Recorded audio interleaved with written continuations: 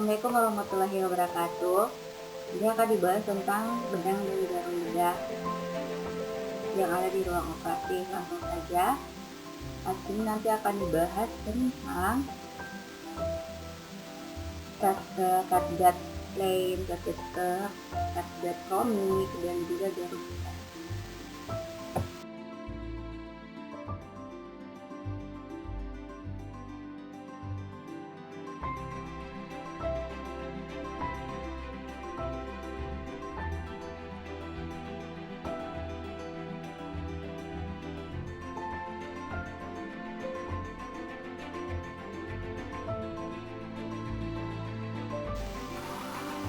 Untuk catgut ini ada dua ya, ada catgut plain sama catgut komik. Nah, ini sama juga bahannya terbuat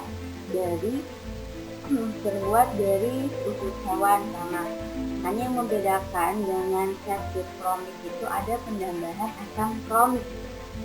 Jadi sebenarnya perbedaannya di situ. Dan juga kalau untuk catgut plain, kekuatan benang ini dapat bertahan hingga 1 pekan dan akan diserap perlahan-lahan oleh enzim politik manusia dan akan dilangsungkan dalam waktu 90 hari. Kegunaannya menjahit jarum jaringan lunak manusia, misalnya menjahit mukosa atau menjahit suputan jaringan luar tubuh yang tidak perlu disebut lagi, misalnya menjahit kulit untuk operasi sirkumsisi. Nah, sedangkan kalau untuk benang catgut komik terbuat dari sama yang dengan catgut plain, namun hanya dicampur dengan asam kromik, sehingga hasilnya benang akan menjadi lebih kuat, namun rentan terjadi inflamasi pada jaringan tubuh. Kekuatan benang akan bertahan antara 18 sampai 21 hari. Kegunaannya sama untuk menjahit jaringan tubuh dalam menunjukkan kekuatan, misalnya jaringan otot.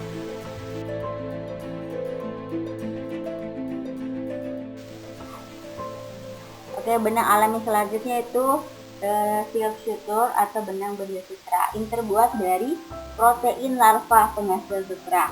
Benang ini tidak bisa diserap, digunakan untuk menjahit kulit, irigasi pembuluh darah, atau irigasi pembuluh lain di dalam tubuh manusia.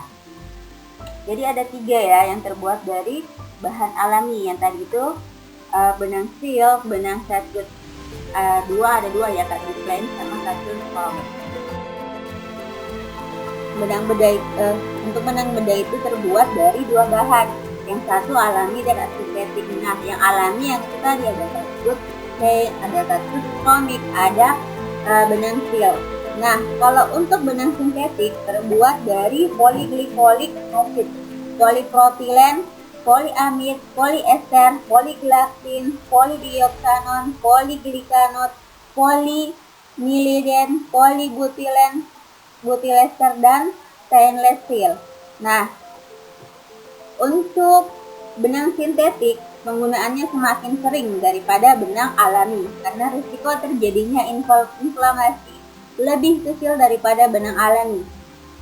Kemudian untuk yang diserap terbuat dari propylen. Untuk kalau yang terbuat dari bahan sintetik, untuk yang tidak diserap terbuat dari propylen dan nilon. Biasanya keduanya digunakan sebagai pengganti benang silk, misalnya untuk menjahit kulit, operasi, bedah saraf, bedah plastik, bedah jantung. Sedangkan benang sintetis yang terbuat dari bahan yang bisa diserap biasanya terbuat dari asam poliglikolat. Kegunaannya untuk operasi neurologi, operasi mata, maupun operasi gastrointestinal. Benang ini dapat diserap mulai dari 14 hari dan akan diserap sempurna 16 sampai 90 hari. Oke, selanjutnya adalah jarum bedah. Jarum bedah atau surgical needle. Jarum bedah yang standar terdapat beberapa bagian, yaitu ada needle point, yaitu ujung needle yang relatif lebih tajam dan memiliki diameter kecil dibandingkan semua bagian needle. Ada switch, adalah pangkal needle yang memiliki pegangan berupa lubang atau celah untuk benang. Ada core length, adalah jarak antara needle point dan thread apabila ditarik dari lurus, sedangkan needle leg adalah jarak antara thread dan needle point dengan mengikuti lengkung lingkar luar needle.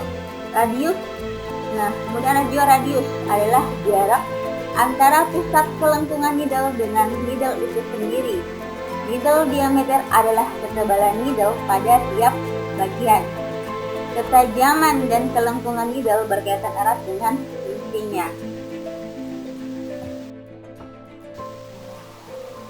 Nah, di sini ada gambar macam-macam jarum ya. Ini dilihat dari gambarnya, ketajaman dan kelengkungan needle berkaitan erat dengan fungsinya. Berbeda-beda ya di sini gambarnya. Needle yang khusus hanya untuk satu jenis operasi saja. Misalnya ada yang berbentuk J shape, tulisannya sini ada J shape, yang digunakan hanya untuk operasi hernia femoralis saja. Nah, ada juga yang 1/4 circle, 1/4 circle untuk ophthalmic dan microsurgical. Kemudian ada 3/8 circle dipakai secara umum untuk semua jenis jaringan. Kemudian ada 1/2 circle dipakai secara umum untuk semua jenis jaringan. Ada 5/8 circle untuk kardiovaskular dan kavitas, untuk oral, nafas, pelvis, dan lain-lain. Kemudian ada yang berbentuk lurus seperti garis lurus, itu untuk digunakan pada kulit subcuticular purse string. Kemudian ada compound curve, itu untuk oral, mata, anterior segment. Nah, bentuk jarum secara umum diklasifikasikan menurut tingkat kelengkungan tubuh, 0/8, 1/2, 3/8, atau 1/4 lingkaran, dan lurus dengan lancip atau taper, pemotongan atau cutting. Kemudian ada point tumpul atau blind point atau taper cut, needle tip. Jarum panjang digunakan untuk menjahit fascia dan sayatan kulit. Diameter jarum dan benang lebih tebal. Jarum pendek dan tipis digunakan untuk menjahit jaringan viscera, pembuluh darah, dan muskulus.